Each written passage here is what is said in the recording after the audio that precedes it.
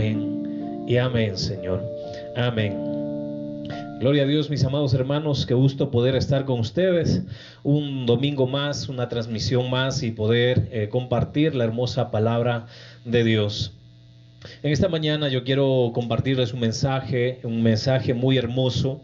Habla de los principios divinos, los principios del cielo, cómo Dios maneja ciertos aspectos en la vida de su pueblo, cómo los desarrolló tanto en el Antiguo Testamento como en el Nuevo Testamento. Vemos que hay una particularidad, unas directrices que Dios estableció y que se vienen cumpliendo de tiempo en tiempo, temporada en temporada. Pasan las generaciones de generación a generación y ha llegado hasta nuestros días. Cómo Dios sostiene estos principios, trabaja bajo esos principios que Él mismo estableció, son los mismos principios que hoy Él mismo respeta y sigue teniéndolos vigentes para su pueblo, para nosotros, para usted, para mí.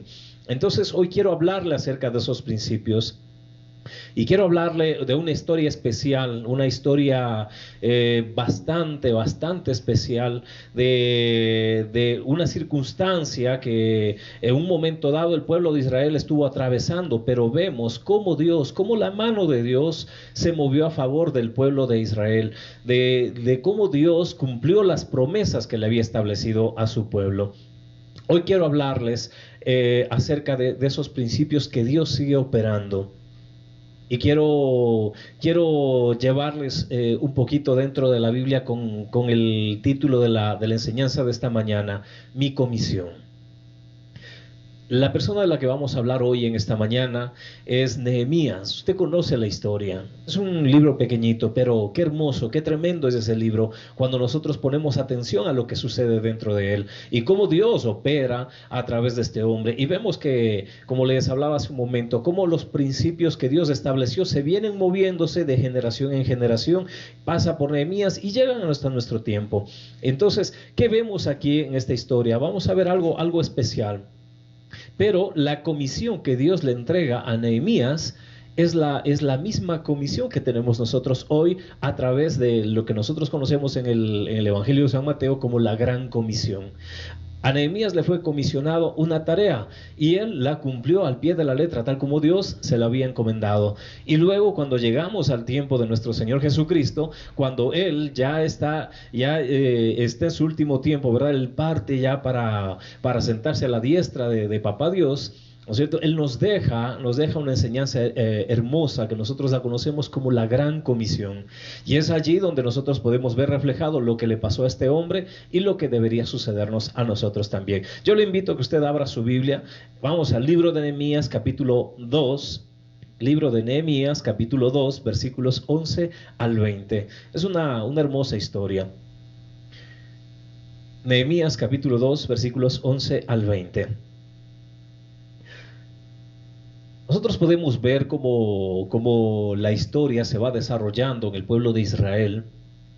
Y este libro de Nehemías relata el tercer regreso del pueblo judío, ¿no es cierto?, a la tierra que Dios les había prometido. Ellos vuelven a Jerusalén. Esta es la tercera expedición. Nehemías la relata, ¿no? La tercera expedición. Usted se acuerda, hubo la primera que estuvo a mando de Zorobabel, luego la segunda al mando de Esdras y ahora hay una tercera al mando de Nehemías.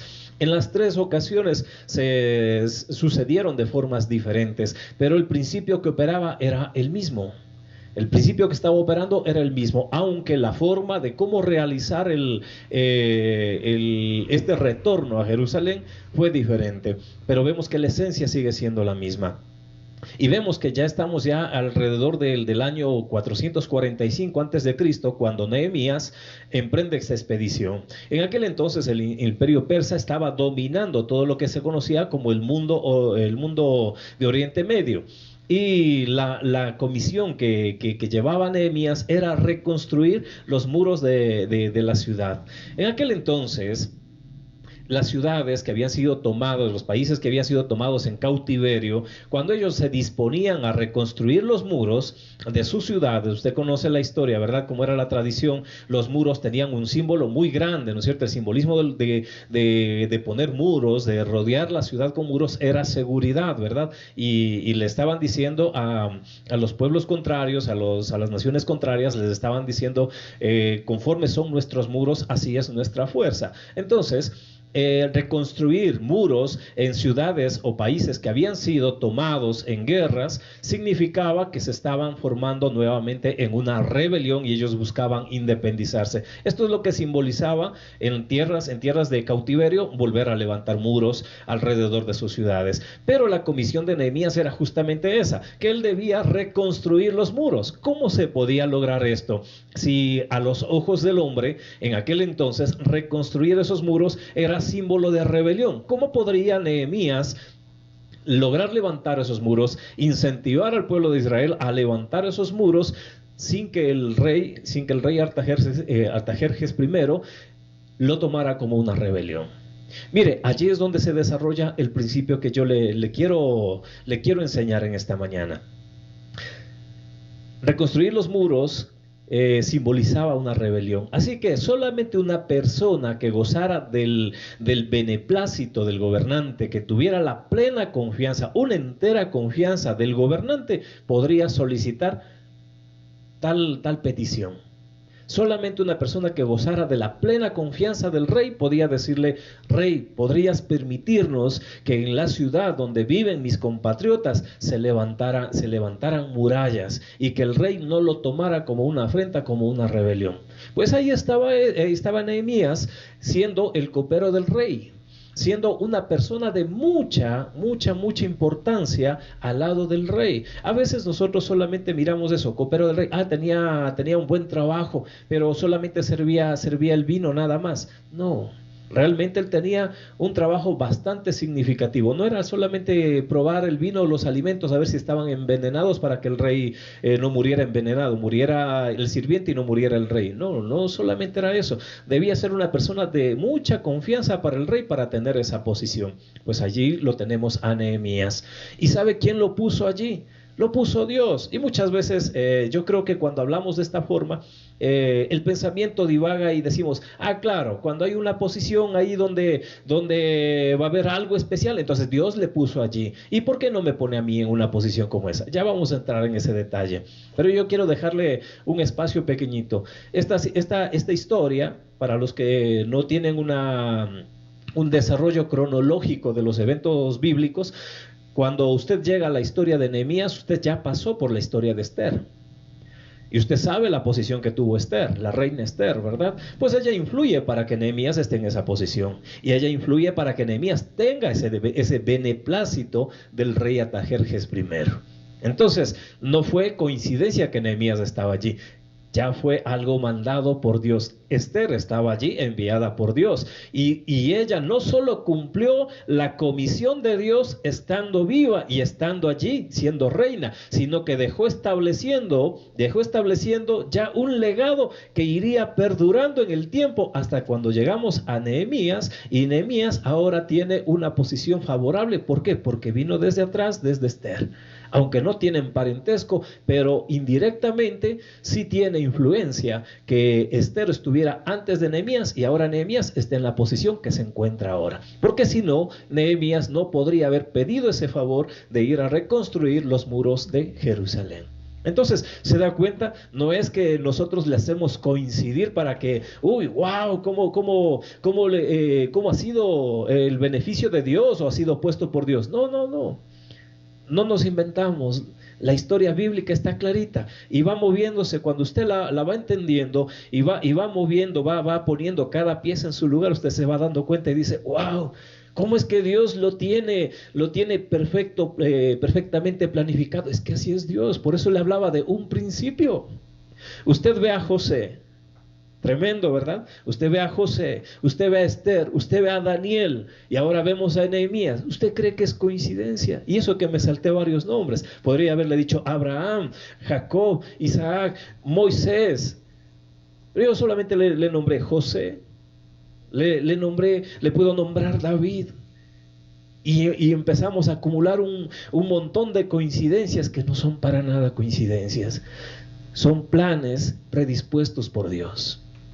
Esa es la predestinación de Dios. Dios escogió a personas para ponerles en un lugar específico para cumplir sus planes. Él declaró su palabra a su pueblo. Él le dio promesas a su pueblo. Él le dio propósito a su pueblo. Y en todo lo que Dios ha hecho, todo está predispuesto. Y cada persona, usted y yo, estamos dentro de ese plan que está predispuesto por Dios. Y así como Nehemías tenía una función, él no estaba siendo copero del rey porque sí, y tenía un trabajito que bueno, qué suerte que ha tenido el Nehemías. No, él estaba cumpliendo una función de Dios y el momento adecuado, Dios lo tomaría para mover sus planes y cumplir todas las promesas que Dios le había hecho a su pueblo. Le dijo que volvería nuevamente a habitar su tierra. Pues así está, 70 años pasaron y ahora Nehemías empieza la tercera expedición para cumplir esa promesa de Dios.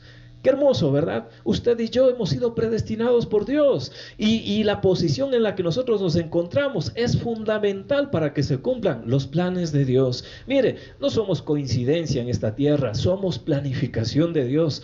¿No le inspira eso algo especial? ¿No le inspira saber que usted es planificación divina? Usted no es planificación humana. No vino por el deseo de su padre, de su madre. La mayoría vinimos de sustos.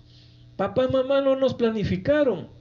La pastora y yo sí planificamos hoy la venida de nuestra niña y la deseamos, pero yo les soy sincero, yo no fui planificado por mis padres, yo les caí de susto y cuando se enteraron que mi madre estaba embarazada se asustaron, no se alegraron sino que se asustaron, y cuando nací estaban tan ocupados haciendo sus trabajos, sus labores, que no me dedicaron tiempo.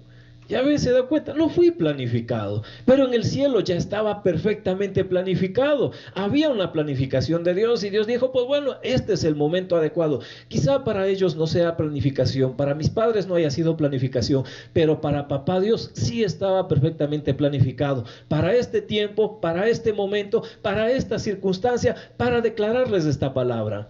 Y usted fue planificado por Dios justamente para este tiempo y debemos entrar en esa asignación porque tenemos una comisión dada por Dios para nuestra vida. Nehemías tenía una gran comisión para él. Ahora nosotros, la Biblia mismo declara, nos dice en el libro de San Mateo, capítulo 28, la gran comisión. Y esto está para usted y para mí. Tenemos una gran comisión. Ahora, vamos a ver qué es lo que pasa dentro de esta porción de la Biblia. Versículo 11, dice la escritura: llegué pues a Jerusalén y después de estar allí 3 días, me levanté de noche, yo, dice, y unos pocos varones conmigo, y no declaré a hombre alguno lo que Dios había puesto en mi corazón que hiciese en Jerusalén. Ni había cabalgadura conmigo, excepto la única en que yo cabalgaba.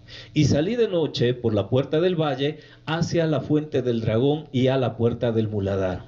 Y observé los muros de Jerusalén, que estaban derribados, y sus puertas que estaban consumidas por el fuego. Pasé luego a la puerta de la fuente y el estanque del rey, dice, pero no había lugar por donde pasase la cabalgadura en que iba. Y subí de noche por el torrente y observé el muro, y di la vuelta y entré por la puerta del valle y me volví. Y no sabían los oficiales a dónde yo había ido, ni qué había hecho. Ni hasta entonces, dice, lo había declarado yo a los judíos y sacerdotes, ni a los nobles y oficiales, ni a los demás que hacían la obra. Les dije pues, ¿vosotros veis el mal en que estamos? ¿Que Jerusalén está desierta y sus puertas consumidas por el fuego? Venid y edifiquemos el muro de Jerusalén, y no estemos más en oprobio. Entonces les declaré cómo la mano de mi Dios había sido buena sobre mí, y asimismo las palabras que el rey me había dicho. Y dijeron, levantémonos y edifiquemos. Así esforzaron, dice, sus manos para bien. Pero cuando lo oyeron Sanbalat Eronita, Tobías, el siervo amonita, y Gesem, el árabe, hicieron escarnio de nosotros y nos despreciaron, diciendo, ¿qué es esto que hacéis vosotros? ¿Os rebeláis contra el rey? Y en respuesta les dije, el Dios de los cielos, Él nos proveerá, nos prosperará, dice, y nosotros sus siervos nos levantaremos y edificaremos, porque vosotros no tenéis parte ni derecho ni memoria en Jerusalén. Tremendo este Nehemías, tremendo. Él hace un trabajo especial. Él no obra, no opera como nosotros, ¿verdad? Y yo quiero que usted pueda enfocarse ahora en lo que le va a pasar a Nehemías, lo que le está sucediendo, lo que él hace, cómo se desarrolla y por qué se desarrolla. Yo no sé si usted está seguro de que este principio que está operando en Nehemías está operando en su vida. Yo no sé si usted está seguro. Yo sí estoy seguro que fui predestinado por Dios, que salí del pensamiento de Dios y estoy puesto en este tiempo, en esta posición, para cumplir una obra encomendada por Dios. Yo sí estoy seguro de ello y espero que usted pueda estar seguro. Y espero que usted pueda identificar, si usted no está seguro todavía, usted puede identificar este principio al escuchar esta historia, al desarrollar un poquito esta historia que estamos tratando ahora. Entonces, vemos que Nehemías llegó a ser un funcionario público en la corte, ¿no es cierto?, del rey persa, y alcanzó el puesto de copero del rey. Esta era una posición de mucha confianza y de mucho honor, como le había dicho hace un momento. Y esta posición era necesaria para desarrollar la tremenda obra que Dios tenía preparada y era parte de la promesa de su pueblo. Recuerde que el rey no permitiría a ninguno, a nadie que no fuera de su confianza, poder edificar esos muros sin que el pueblo se rebelara. Así que para eso estaba Nehemías y para eso estaba en la posición que él se encontraba. Usted está en la posición que se encuentra para hacer una obra grande en las manos de Dios, pero usted necesita enlazarse a este principio. Ahora, vamos a ver el análisis de la situación. Del verso 11 al verso 16 usted ve algo especial. Nehemías está mirando, dice, llegué a Jerusalén y después de estar allí 3 días, mire qué especial, después de estar allí 3 días, ¿qué me está diciendo esto?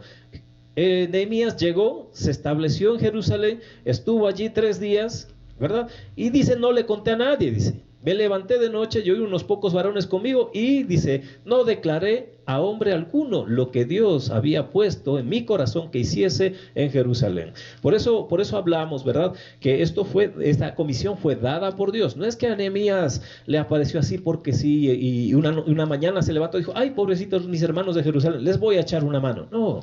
Dios puso en su corazón. Así es como Dios también ha de poner en nuestro corazón el que nosotros podamos movernos en una obra grande para el Señor. ¿Sabe? Dios ya declaró que era lo que nosotros teníamos que hacer. Ya Él nos dijo, ¿no es cierto? Id y haced discípulos. Él ya nos declaró su obra. Pero ahora falta que en mi corazón haya ese deseo de primero ser un discípulo para luego hacer discípulos.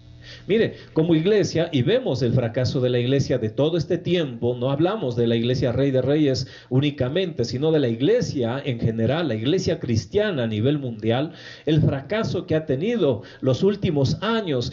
Usted ve los registros anteriores y la iglesia crece, y de repente hay unas décadas en que la iglesia se establece y ahora como que empezó hasta bajar, hasta declinar. ¿Por qué sucede esto? Porque cambiamos los aspectos, cambiamos las palabras, cambiamos el evangelio y nos hemos dedicado únicamente a hablar. Hablo de Dios, doy consejo, hablo por aquí bonito, hablo por acá bonito. A la gente le gusta escucharme y sí, me llaman para que yo les hable y listo y chévere. Entonces yo creo que estoy haciendo la gran comisión. Me pienso que estoy haciendo la gran comisión, pero cuando usted lee detenidamente en qué consiste la gran comisión, no dice, anda y háblales de mí a la gente y diles que yo soy bien bueno y les voy a solucionar los problemas. Eso no dice el evangelio. El evangelio dice, id y haced discípulos. Dice, anda, ve, háblales y discípulales. Pero hay algo especial. ¿Por qué cree que los sacerdotes y aquellos hombres que componían el Sanedrín estaban muy molestos con Jesús? ¿Por qué? Porque el pueblo le llamaba maestro. Sin embargo, Jesús no había pasado por las manos de ninguno de esos maestros. Y entonces se molestaban con Jesús porque decían, ¿por qué tienen que llamarle maestro? Para que una persona llegue a la condición o al nombramiento o a la posición de ser un maestro, primero tenía que haber sido discipulado por alguien, y este hombre no ha sido discipulado por nadie, no ha ido a ninguna escuela rabínica. ¿Cómo es que ahora lo llaman maestro? Pero es que Jesús tenía esa designación por ser justamente Dios. ¿verdad? ¿Quién podría disipularle? Aún así Jesús se sujeta a lo que la ley demandaba, y usted ve que Jesús va y es bautizado por Juan el Bautista, y él mismo dice, yo soy menor, dice el mismo Juan el Bautista, él expresa que él es menor que Jesús, aquel que estaba bautizando. Pero esto es lo que causaba molestia, y usted debe darse cuenta que es un principio. Ellos estaban en cierta forma, estaban correctos en su molestia. Lo que no estaban correctos era en que, siendo ellos maestros de la ley, debían haber identificado a Jesús, que él cumplía todas las profecías del Antiguo Testamento acerca del Mesías. Pero esto es lo que ellos no se dieron cuenta, y por eso les causaba molestia. Pero en sí mismo la molestia estaba correcta, porque no se podía llamar maestro a una persona que no había sido discípulo de un maestro. Y esto es lo que nosotros tenemos que darnos cuenta ahora. Muchas veces nosotros queremos ser maestros, pero no somos discípulos de nadie. Entonces no podemos cumplir la gran comisión. ¿Por qué? Porque no hemos sido discipulados. ¿Cómo vamos a ser discípulos?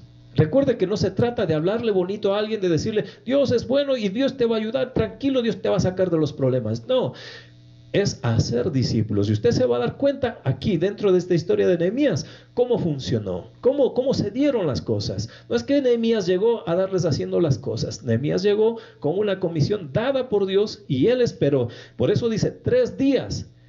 Ni hizo nada, ni contó a nadie nada. Él esperó los 3 días, esperó en el tiempo de Dios, para que Dios fuera dirigiendo qué era lo que él tenía que hacer, para que paso a paso se cumplieran los planes de Dios. Recuerde que la comisión era dada por Dios, no era de inspiración de Nehemías, era la inspiración de Dios, era el deseo y los planes de Dios.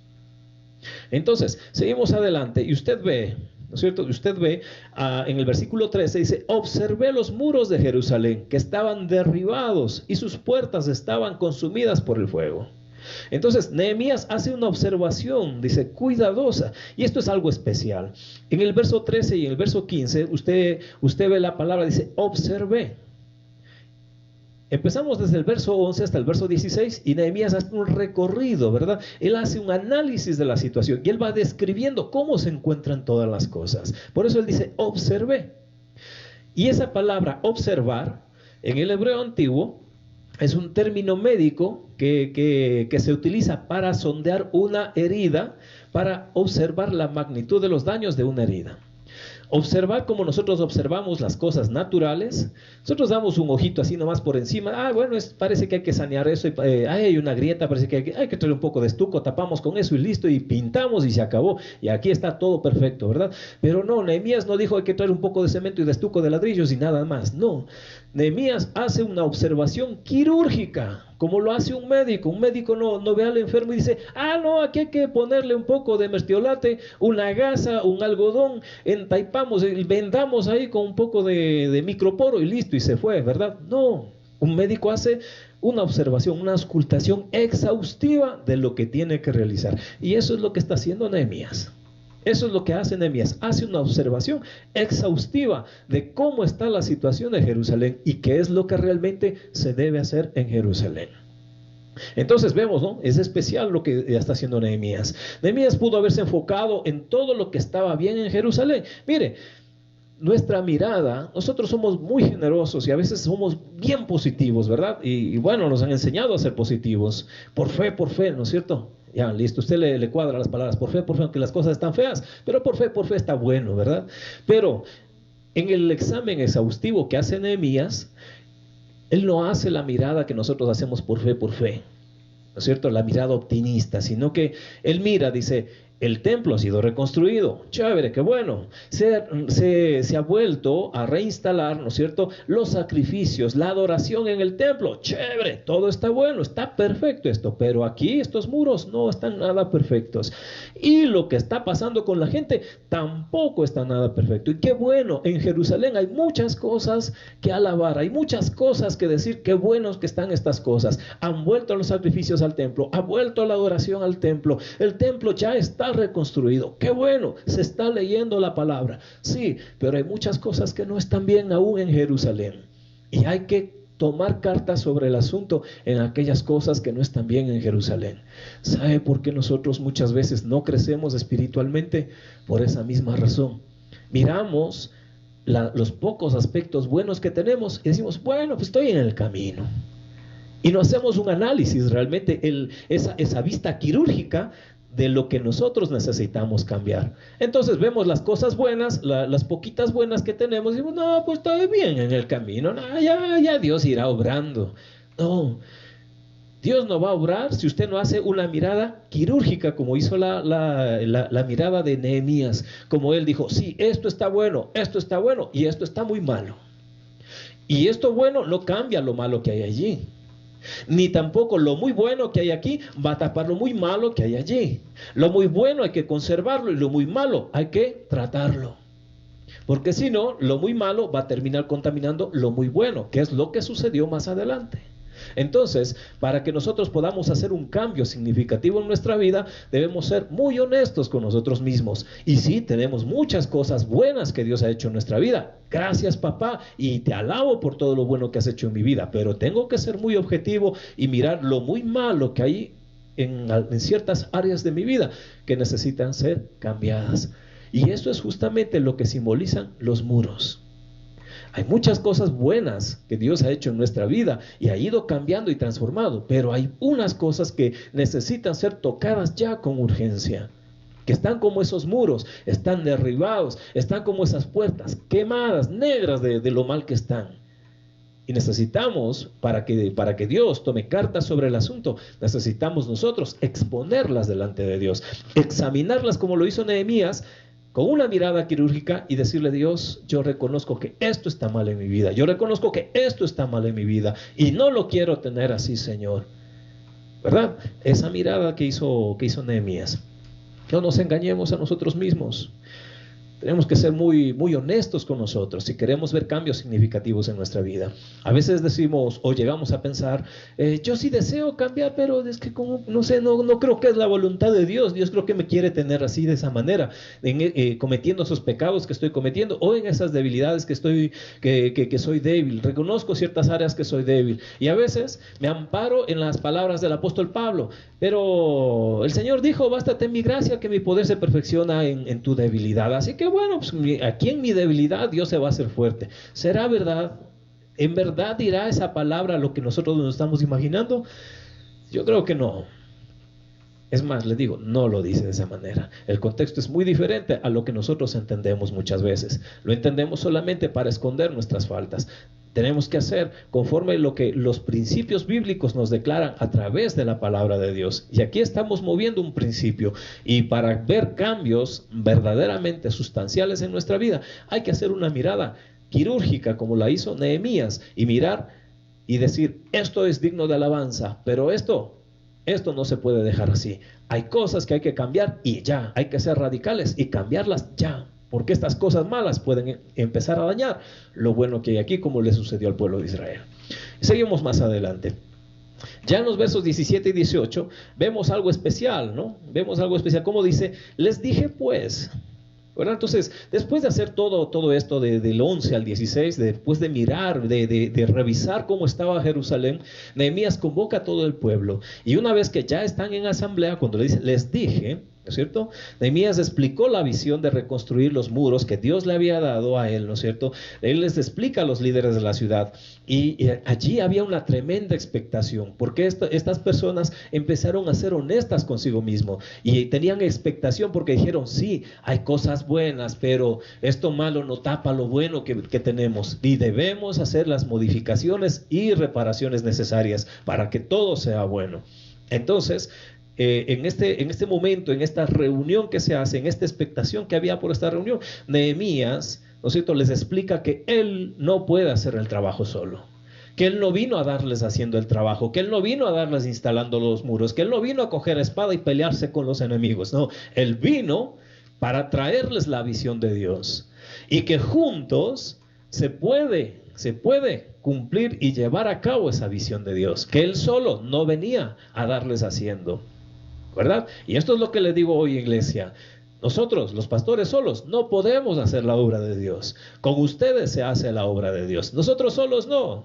No podemos. Es como Nehemías. Nehemías llegó, inspeccionó, miró, dijo, aquí hay que cambiar esto no está bien, esto no está bien, esto es digno de alabanza, todo está chévere. Ahora sí nos reunimos y les expuso todo. La visión de Dios es esta.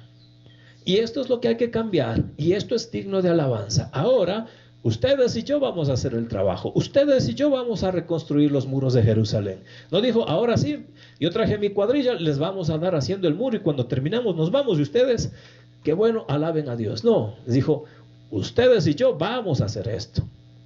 ¿Se da cuenta, iglesia? Ustedes y yo estamos en una posición privilegiada porque Dios nos dio una gran comisión. Y Dios confía y espera que usted pueda enlazarse a esa gran comisión para que ustedes y yo podamos cumplirle esa visión divina que Dios tiene para nuestra familia y para nuestra ciudad a través de la iglesia. Entonces, mis amados hermanos, yo espero que Dios esté tocando su vida, Dios le esté hablando a su corazón directamente. Recuerde, no somos nosotros los pastores los que hacemos la obra de Dios, no, igual que Nehemías, ustedes y yo, así como Nehemías le explicaba al pueblo. Entonces Nehemías pide apoyo al pueblo y le dice, venid y edifiquemos el muro de Jerusalén, ¿verdad? Y Nehemías estaba seguro, y yo estoy seguro, que si Dios pudo tocar el corazón del rey pagano Artajerjes I, si él pudo tocar y cambiar ese corazón para que él le diera permiso a Nehemías, le extendiera las cartas y le diera el material y le diera la comitiva con la que Nehemías se desplazó, también Dios podía tocar a su propio pueblo, podía tocar el corazón de su propio pueblo y ellos dijeran, sí, vamos a levantarnos y vamos a reconstruir los muros que están caídos, vamos a levantar la fortaleza de Jerusalén nuevamente, porque esta es la tierra que Dios nos entregó, esta es la promesa de Dios. Yo no sé cuántos estén ahora mismo diciendo, sí pastor, ahí donde usted está, sí pastor, vamos a hacer la obra de Dios, vamos a levantar, Dios nos dio una visión, Ibarra tenía que ser entregada para Cristo. ¿Qué hemos hecho por esto? La pandemia nos detuvo, nos salimos corriendo por la pandemia, estamos llorando por la pandemia, ay pastor, el negocio. ¿O qué está diciendo usted ahora? Está diciendo, vamos pastor, la visión es para mí también. Yo tengo parte en esa visión. Yo soy parte de ese pueblo de Dios. Dios está tocando mi corazón en este momento y me está diciendo, sí, tú eres parte. Fuiste prediseñado, fuiste predispuesto ya desde el cielo para este tiempo, para alcanzar esa visión divina sobre esta ciudad. No sé si usted es de los que está siendo tocado en este preciso momento. Yo espero que sí, porque al igual que Nehemías, él confiaba que si Dios tocó el corazón de un rey pagano, también tocaría el corazón de su propio pueblo. Y eso es lo que Nehemías estaba hablando en ese momento. Y yo espero que Dios esté tocando su corazón y le esté dando entendimiento de la escritura, de la palabra. Así que vemos que allí Nehemías les habla y él marca el resultado. Él dice, y no estemos más en oprobio. Hermosas palabras, ¿verdad? Dice, hagamos esto, dice, y no estemos más en oprobio. ¿Sabe? Yo le digo por mí mismo, ¿cuántas veces uno después de pecar, uno después de resbalarse, de caerse, después de fallarle a Dios, uno está allí lastimado y está, ay Señor, perdóname por mi culpa, como lo hacíamos antes, ¿verdad? Y estamos allí, ay, perdóname Señor, media hora más tarde, otra vez estamos metiendo la pata en el mismo barro. Y luego sacamos la pata del barro, no nos acabamos ni de limpiar y estamos, perdóname Señor, perdóname, otra vez me equivoqué, perdóname Señor. Pero mire lo que dice Nehemías, ya no estemos en oprobio. Pongámonos manos a la obra, ya no estemos así. Él está hablando de un resultado, ¿verdad? No se trataba únicamente de coger cemento y ladrillos y levantar los muros. Nehemías estaba hablando, ¿verdad? Se trataba de remover la condición de pena en la que se encontraba el pueblo de Israel, el miedo, la pobreza, la inseguridad en la que ellos estaban viviendo. Recuerde que los muros, una ciudad amurallada, proporcionaba seguridad. Una ciudad amurallada del tamaño de los muros, se podía decir que tal era la ciudad, si era próspera, si era una ciudad bendecida, si era una ciudad segura, ¿verdad? Los muros detallaban qué clase de ciudad era. Por eso cuando usted se encuentra con la historia de los muros de Jericó, dice la ciudad más fuerte que había. ¿Por qué? Porque los muros eran gigantes, eran fuertes de verdad, pero allí estaba Dios para derribar las fortalezas humanas. Y aquí en este momento no se trataba únicamente de ladrillos y de cemento, ponemos ladrillo y pastor, aquí construimos y listo y ya. No se trataba de eso. Se trataba justamente de esa parte espiritual del pueblo, porque el pueblo se había conformado, decían, bueno, ya el templo está construido, ya otra vez hemos vuelto a la adoración, se está predicando la palabra, estamos llevando sacrificio de nuevo al templo, estamos adorando a Dios, bueno, pues ya los muros, ya, ¿qué le vamos a hacer? Estamos prisioneros, estamos cautivos, ¿qué le vamos a hacer? Como que se conformaron a la situación, ellos se conformaron a vivir en esa posición, y yo le digo, amada iglesia, Dios no nos llamó para vivir en esta posición. Dios nos llamó para ser cabeza y no cola. Dios nos llamó para ser más que vencedores en Cristo Jesús. No para que nos conformemos a una situación. No para que estemos viviendo, penando, llorando, lamentándonos las cosas que pasaron, las cosas que hicimos mal y que no podemos recuperar. No, Dios no nos llamó para eso. Dios no nos creó para eso, para que suframos de esa manera. Dios nos llamó que a pesar de las circunstancias que hayamos vivido y de lo mal que lo hayamos hecho, Dios nos da una nueva oportunidad. Y eso es lo que le está diciendo a Israel. Sí, lo hiciste mal, yo te entregué bendición, yo te entregué promesa, ya estabas allí, lo hiciste mal, pero yo te vuelvo a levantar.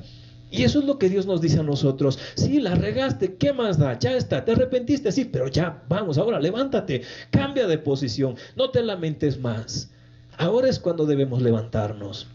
¿Y qué importa que esté el coronavirus? Usted tiene la sangre de Cristo, ¿habrá algo más grande que eso? Imposible, ¿verdad? Así que vamos, nos cubrimos con la sangre de Cristo, somos obedientes a lo que dice la palabra de Dios, sujetémonos a las leyes terrenales, ¿verdad? Mientras estas no contravengan las leyes de Dios. Yo no creo que Dios esté en contra de que usted se ponga un cubrebocas, no, para nada. Y usted está cumpliendo, está guardando su salud, usted hace la parte que le corresponde. Dios va a hacer lo que Él prometió sobre nuestra vida.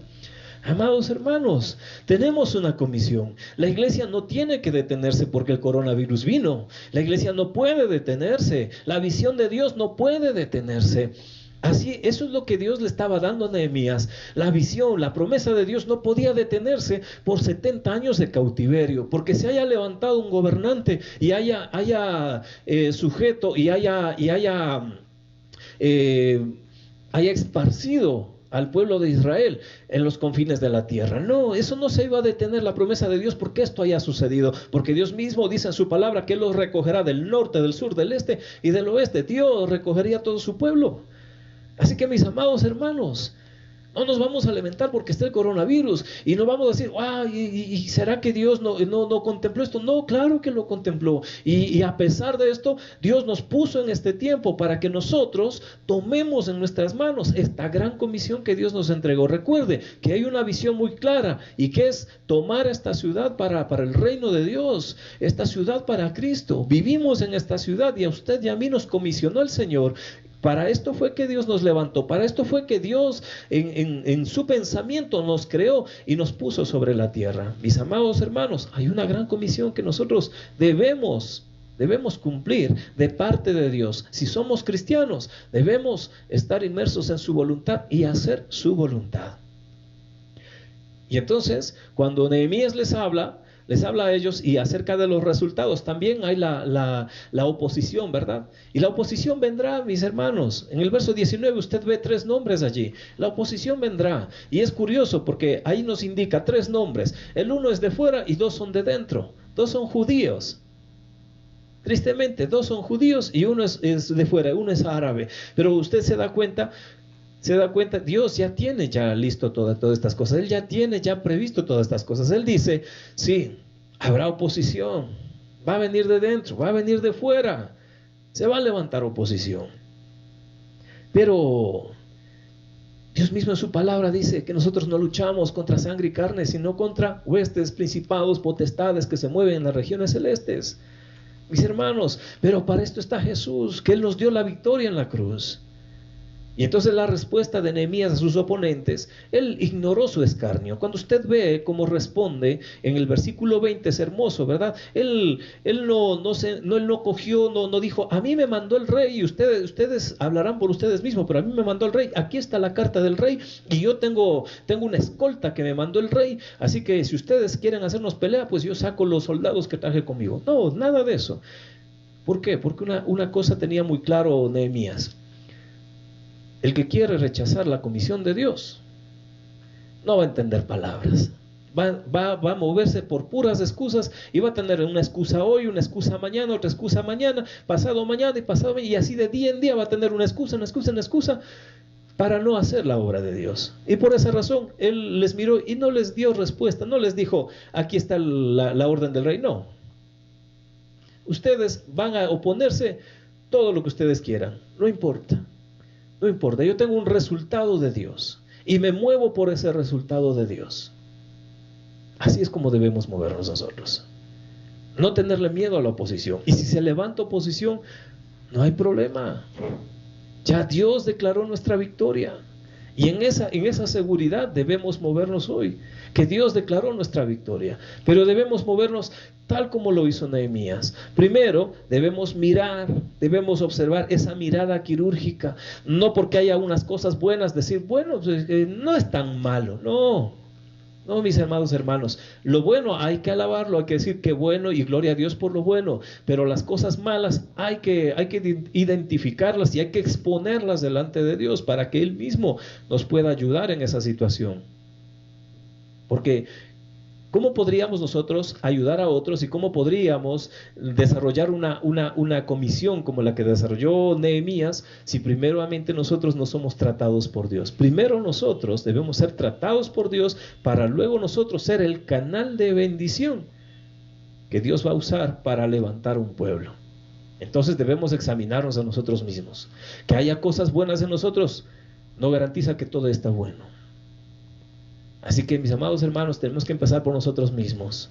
Esa mirada quirúrgica en nosotros, ser honestos con nosotros mismos, para luego ser usados por Dios, para hacer obra grande para Dios. Lo que Dios nos haya comisionado, no lo que nosotros queremos hacer, sino lo que Dios nos haya comisionado. ¿Se acuerda? 3 días estuvo Nehemías y no hizo nada hasta que Dios no le permitió moverse y hacer lo que estaba previsto por Dios. Eso es esperar en Dios. Y uno se puede preguntar, pero si el hombre ya vino desde Susa, el hombre ya se movió, desde la capital del imperio persa, el hombre ya se movió y ya llegó hasta Jerusalén. ¿Por qué se detiene 3 días allí sin hacer nada? Mire, eso es algo curioso, ¿verdad? Pero allí Él nos enseña cómo Él espera en el Señor. Él ya salió desde Susa, ya llegó hasta Jerusalén, comisionado por Dios. Pero allí en Jerusalén Él espera que Dios le dé la orden de seguir moviéndose. Esperar en el tiempo de Dios.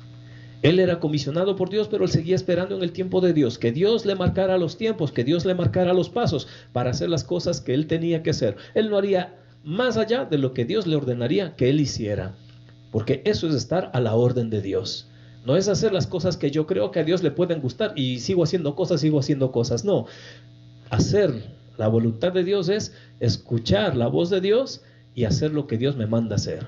No lo que yo quiero hacer o lo que yo pienso que Dios quiere que yo haga, no, sino lo que Dios me está comisionando a hacer. Y eso es lo que le daba el éxito a Nehemías, porque él estaba haciendo lo que Dios le había mandado hacer. No hizo más allá de su ánimo, sino lo que Dios mismo le había mandado hacer, sustentado en su fe, sustentado en la certeza de que Dios le daría éxito en lo que Dios mismo le mandó a hacer.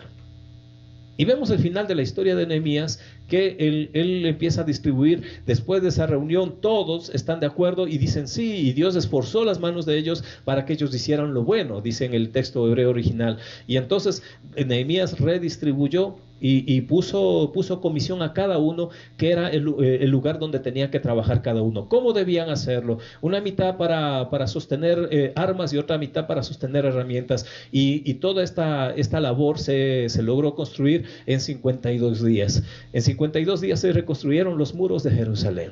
¿Por qué? Porque se hizo tal como Dios lo había dicho que se debía hacer. Mis amados hermanos, yo espero que usted haya sido enlazado con esta palabra, usted haya sido tocado por esta palabra y usted pueda levantarse y decir, en verdad yo fui puesto en el lugar que estoy ahora para cumplir una gran obra para el Señor, para cumplir una gran comisión de Dios. No fui puesto por voluntad humana, fui puesto por voluntad divina, fui concebido por voluntad divina, no por voluntad humana. Y gracias Dios por mis padres, pero yo fui puesto por tu voluntad y no por la de ellos. Y mis amados hermanos, recuerde, ya Dios nos dio una visión. Así como se la dio a Nehemías y él se la comunicó al pueblo, así yo también se lo recuerdo hoy. Usted fue enlazado a una visión divina. No estamos aquí, mis amados hermanos, para hacer lo que bien nos parezca, sino para hacer la voluntad de Dios. Así que les invito a que podamos hoy decirle: papá Dios, yo quiero hacer tu voluntad. Y si he estado caminando en la mía, perdóname, Señor. Ahí donde usted está, vamos a levantar una plegaria al Señor. Amado Dios, reconozco, Señor, que en mi afán, la mayor parte del tiempo me muevo en mi voluntad, y aún muchas veces, Señor, queriendo hacer tu voluntad o pretendiendo hacer tu voluntad, termino haciendo la mía, Señor. Termino moviéndome en mis pensamientos y no, Señor, en los tuyos. Y quiero pedirte perdón esta mañana. Mas así como me has enseñado tu palabra hoy, Señor, que fui enlazado desde el cielo para una visión divina, Señor, que ya ha sido expresada, papá, en el lugar donde me congrego. Yo quiero ser parte, Señor. Yo quiero ser parte de esa visión, Señor, de esa visión divina. No quiero aplausos, Señor. No quiero condecoraciones, papá. Solo quiero tu mirada con agrado, Señor. Que tú puedas agradarte, Señor, en mi obediencia. No en lo mucho que haga, sino en la obediencia, Señor. Así como lo hizo Nehemías, Señor. Padre bueno, yo sé que el tiempo de predicación es corto, papá, pero la palabra lleva la unción de tu Espíritu, Señor, y estoy seguro que tu Espíritu, Señor, sigue predicando, Señor, a mis hermanos, aunque ya la predicación humana, la voz humana se ha callado, Señor. La predicación de tu Espíritu sigue adelante, Señor. Y Él dará entendimiento, papá, a cada uno de los que han escuchado esta palabra y escucharán esta palabra, Señor, para recordarles que tienen, Señor, y tienen una comisión dada por el cielo aquí en la tierra, que no hay uno solo que haya sido puesto por casualidad, sino que todos tenemos una visión divina, que todos nacimos de tu mente y de tu corazón, predestinados desde el cielo, Señor, para obra grande aquí en la tierra. Yo te doy gracias, amado Dios, por rodearme de la gente que me has rodeado, Señor, porque estoy seguro que así como lo hizo Nehemías cuando expuso esa visión divina del cielo, Señor, para Jerusalén, ellos dijeron: vamos a ponernos manos a la obra. Y yo estoy seguro, Señor, que la gente, Señor, la gente que tú pusiste a mi alrededor, hoy se enlazó, Señor, recordó esa visión divina y en su corazón dijeron: Señor, vamos a ponernos manos a la obra. Pastor, vamos a cumplir con esa visión que Dios nos dio. Fuimos puestos para esto y esto es lo que tenemos que hacer. Yo te doy gracias, papá, en el nombre precioso de mi amado Señor Jesucristo. Amén y amén, Señor. Mis amados hermanos, tiempo de bendecir los diezmos, las ofrendas que fielmente ustedes nos envían aquí a casa y también llevan allá donde la hermana tesorera, donde la hermana Elenita. Yo quiero bendecir hoy la semilla que Dios ha puesto en sus manos. Quiero bendecir sus vidas, las de aquellos que han enviado sus ofrendas, sus diezmos. Quiero bendecirlos ahora en el nombre de Jesús, porque ustedes creyeron a Dios. Ustedes son esas personas como aquellos a los que les habló Nehemías, que sí le creyeron a Dios, que sí le creyeron a su palabra, y gracias a sus aportes, a sus diezmos, a sus ofrendas, la obra de Dios sigue continuando, sigue adelante, y próximamente vamos a movernos mucho más todavía. Vamos a volver al templo y vamos a establecer las directrices, a establecer todas las estrategias necesarias para que la obra de Dios no solamente se desarrolle allí en el templo, sino que ahora pueda expandirse mucho más, y realmente, porque tenemos que entender que Dios no nos comisionó estar metidos únicamente en el templo, sino que Dios, desde el templo, nuestra base de operaciones, podamos extendernos para tomar toda esta ciudad para el reino de Dios. Así que, mis amados hermanos, para esto es sus ofrendas, para esto son sus diezmos. Usted le creyó a Dios, hoy es tiempo de decirle: papá Dios, yo te he creído y creo realmente que el momento que la ofrenda, que el diezmo sea presentado delante de ti, eso va a multiplicarse y va a producir beneficio para mi vida. Padre de los cielos, yo te doy gracias en el nombre de Jesús por la bendición, Señor, que tú has puesto en las manos de mis hermanos, Señor, aquellos que creyeron en ti, Señor, aquellos que fielmente, Señor, ofrendan, diezman, Señor, de los beneficios que tú mismo has puesto en sus manos. Gracias, Señor, por la semilla. Hoy la bendigo en el nombre de Cristo Jesús, Señor, y declaro, papá, conforme está escrito en tu palabra, que el que siembra generosamente también ha de cosechar generosamente, en abundancia, Señor, para gloria de tu nombre. Yo bendigo la semilla y declaro la multiplicación de la misma, Señor, 30, 70, 100, 1000 por uno, conforme a tu voluntad, Señor, conforme tú hayas dispuesto, así se hará, Señor, pero aún en la mínima multiplicación, soy grandemente bendecido. Gracias, papito Dios, por toda tu bondad, tu amor, tu gracia, Señor, sobre nuestra vida, en Cristo Jesús nuestro Señor. Amén y amén. Mis amados hermanos, qué gusto haber estado con ustedes. Es un gozo muy grande poder cada día domingo poderles llevar el mensaje del Señor, expresar la palabra de Dios, comunicarles la palabra de Dios. Ya está en ustedes, ya está en su corazón. Ahora creo fielmente en el Señor que esta palabra ha de producir beneficio para su vida. En la certeza de que así será, mis amados hermanos, pues un abrazo fraterno. Les amamos en el Señor y les esperamos la próxima transmisión. Dios bendiga su vida abundantemente.